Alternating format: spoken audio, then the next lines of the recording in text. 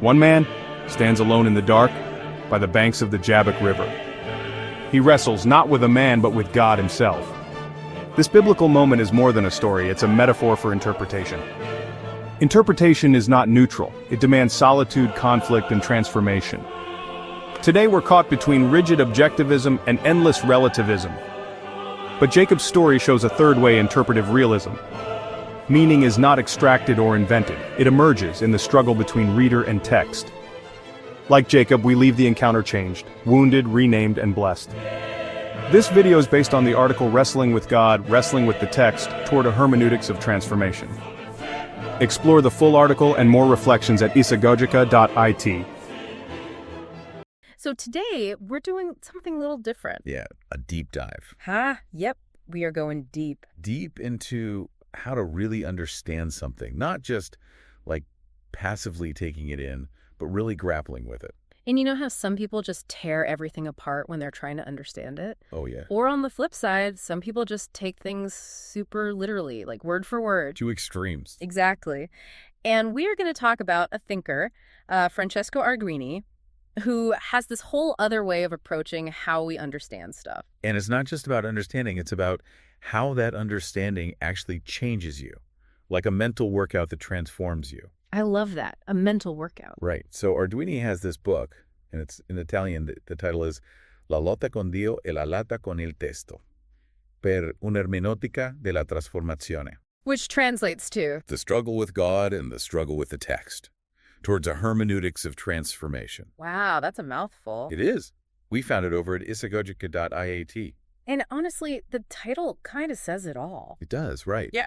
Arduini is saying that truly understanding something, especially a text, especially like the Bible, isn't just about reading and absorbing. It's about wrestling with it. Okay, so when he says wrestling, what does he actually mean? Well, he sees this struggle as this really interesting, like, third path. Because on one hand, you have people who, as you said, just want to pick everything apart, analyze it to death. That's what we might call hypercriticism. And with something like the Bible, I can see how that could be a problem. Oh, yeah, absolutely. You get so focused on the historical context and all the tiny details that you maybe lose sight of the overall message. It reminds me of dissecting a frog in biology class. Uh-huh. How so? Well, you learn all about the frog's organs and everything, but you lose the frog itself, the whole living being. That's such a good analogy. You end up with all these pieces, but you've kind of killed the thing you were trying to understand. Right. So where does this wrestling fit in with all this? So on the one hand, you have the hypercritical approach. And then on the other, you have, we might call it a fundamentalist approach, where everything is taken very literally. No room for interpretation. Exactly. And that can be limiting too, right? Absolutely. So Arduini is proposing this middle ground, this struggle. It's not about tearing down the text, but it's also not about blindly accepting a single interpretation. Okay, I'm starting to get it, but the word struggle still makes it sound, I don't know, kind of negative. Like, are we supposed to fight the text? It's not really about fighting. It's more about a kind of productive friction. And here's where it gets really interesting. Arduini says that the very fact that a text like the Bible doesn't just hand you its meaning, the fact that it resists easy interpretation, is what actually allows for true transformation in you, the reader. So it's the challenge itself that helps us grow. Exactly. Think of it like learning a new language. Okay, I'm with you. The effort you put in, the times you get confused, those are all part of the process. And eventually you become fluent. Right. And Arduini even goes so far as to say that this kind of deep engagement with the text, it can be, well, it's not always comfortable. He uses this term constitutive wound. A wound? Yeah, but not like a physical injury. It's more like, think of a time when you had to really confront a belief you held very deeply. Like something that shook you up and made you rethink things. Exactly. It can be painful, but it can also be incredibly transformative. And that's where Arduini's talking about here. So a wound in the sense that it changes you. Yes, precisely. And to illustrate this whole idea, he points to a very specific story in the Bible. Which story? The story of Jacob wrestling with, well, with God at the Jabbok River. It's in the book of Genesis. Oh, yeah, I've heard that story. Isn't that the one where Jacob gets his name changed to Israel? That's the one. And Arduini argues that this story is more than just, an interesting anecdote. He sees it as this sort of model for how we should approach interpreting texts, what he calls a meta-hermeneutical paradigm. Okay. I'm going to need you to break that down for me. Sure. Basically, he's saying that this story reveals something fundamental about how we understand things. But what's especially interesting here is that Jacob's encounter isn't just like a dream or a vision. It's a physical struggle. So the physicality of it is important. It's crucial. Arduini even talks about the scandalous materiality of this encounter.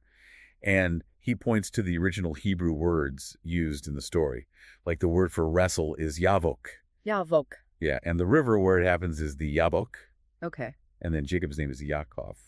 You hear the similarities. Wow. Yeah, they sound really alike. And that's not a coincidence. Arduini is saying that these words are all connected, like threads weaving together the idea of Jacob's identity, the place of the struggle, and the struggle itself. So it's like the language itself is hinting at something deeper. Exactly. And there's even more. The root word, EQ, that's part of all those words, it also relates to dust, avak, a kind of dust that would be kicked up by wrestlers on the ground. So we've got identity, struggle, and now dust. Right. And all of this points to this really primal, grounded quality of the struggle. It's not some abstract mental exercise. It's messy and physical. I like that. It makes it feel more real somehow. And then there's another detail Arduini highlights.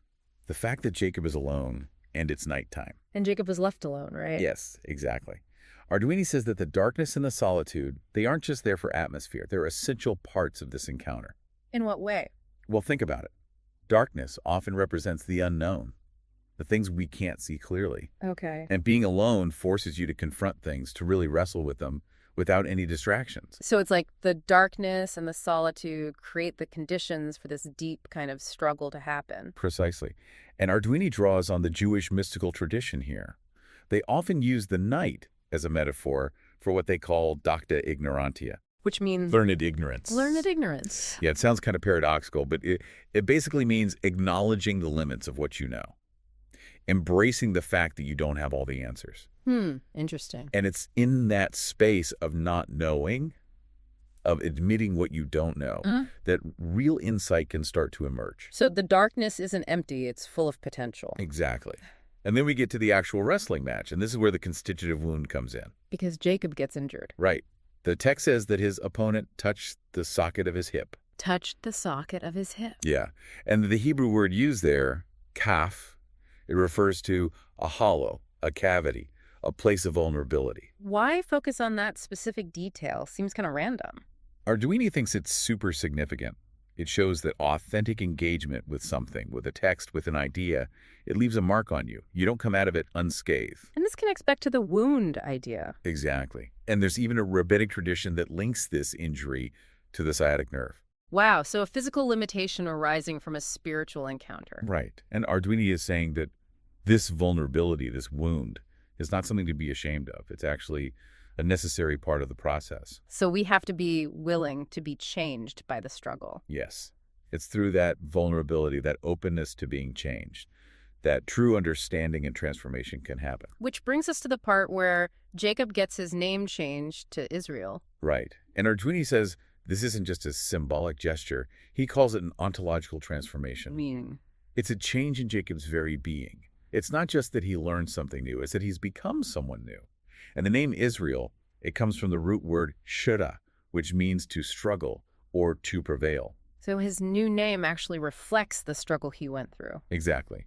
And it suggests that our true identity, who we really are, it emerges through these kinds of struggles, these encounters that challenge and change us. This is also fascinating. But how does this apply to, normal people reading normal things? Not everyone's wrestling with God on a riverbank. Well, Arduini might say that we all are, in a way. Mm. Every time we encounter a text or an idea that truly challenges us, that pushes us out of our comfort zone, we're engaging in this kind of struggle. So it's not just about the Bible.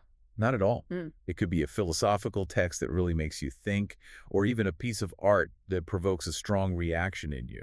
Anything that makes you grapple with it. Okay, so how does this struggle approach differ from how people usually interpret things? Well, Arduini contrasts his approach with what he calls historical critical objectivism. Which is? It's the idea that there's one correct objective meaning to a text, and that the goal of interpretation is to uncover that meaning, like it's a hidden artifact. Like a puzzle with only one solution. Exactly. And Arduini thinks that approach is too limited. It ignores the role of the interpreter, the person doing the understanding. So it's trying to be completely neutral, but maybe that's not possible. Right. And then on the other hand, he contrasts it with what we might call postmodern subjectivism. Which is the idea that That meaning is totally subjective, that the text can mean anything you want it to mean. So two extremes again. Yeah, and Arduini is proposing a middle way, what he calls interpretive realism. Interpretive realism. Yeah, it's the idea that meaning emerges in the interaction between the text and the interpreter. Both sides matter. So the text has its own integrity, but how I understand it is also important. Exactly. And it's through that encounter, that struggle, that something new is created. A deeper understanding that transforms both the text and the reader. Wow, so it's not just me understanding the text, it's also the text understanding me. In a way, yes. It's a mutual exchange. This is all so mind-blowing. It really makes you think about how we approach learning and understanding in general. It does, doesn't it? It- And I think the biggest takeaway from all this is that when we encounter something challenging, something that makes us really think, we shouldn't shy away from the struggle. Because the struggle is where the real learning happens. Precisely. And it's where we grow and transform.